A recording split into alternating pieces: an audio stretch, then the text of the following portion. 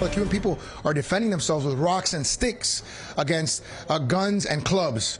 And so I've even called for things as dramatic as not taking off the table the possibility of some level of military intervention. Tonight, local leaders continue to demand stronger action against the Cuban government as people on the island fight for their freedom. And today, the Biden administration announced new sanctions targeting the Cuban regime. Included in those measures, the Cuban Minister of Defense and members of the special forces in Cuba. But is it enough? And what exactly will those sanctions do? CBS 4's Jessica Vallejo spoke to some experts about the president's newest course of action as far as Cuba. Jessica? That's right, Elliot and Lauren. Well, these Cuban experts say this is a step forward, but Cubans ultimately want freedom, and they say the Cubans will need much more tools. The Biden administration is imposing new sanctions targeting the Cuban regime. The sanctions target not only the Cuban Minister of Defense, Alvaro Lopez Mira, but also a government special forces unit known as the Bonillas Negras, or Black Berets. But what does this mean for those on the troubled island? Will it give them ultimately what they want, freedom? CBS 4 News spoke to Cuban experts. Pedro Ferrer, who is a sought-out advisor for the U.S. and Cuban government bilateral relations, says it's a step forward. These sanctions are laser focused.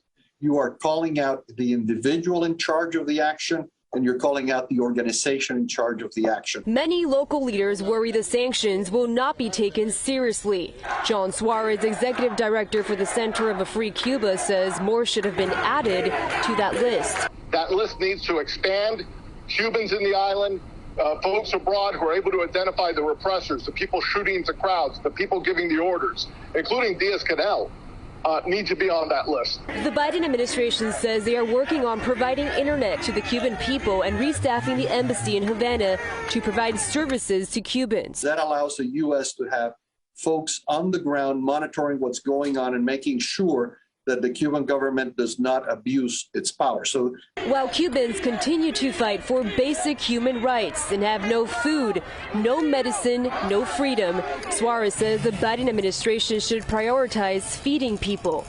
That people are going hungry in an island surrounded by plentiful fish, by snapper, grouper, mahi-mahi. Yet Cubans, in a de facto manner, cannot fish on that island. Let the Cubans fish. We need to call out the internal blockade and highlight each and every one of the aspects of how the Cuban government denies Cubans the ability to take care of themselves. The Biden administration says they condemn mass detentions, sham trials, and disappearances that are attempts to threaten the Cuban people into silence. We continue to call for the swift release of peaceful protesters who have unjustly been detained. We've made clear over the last week that addressing this moment was a priority for the administration.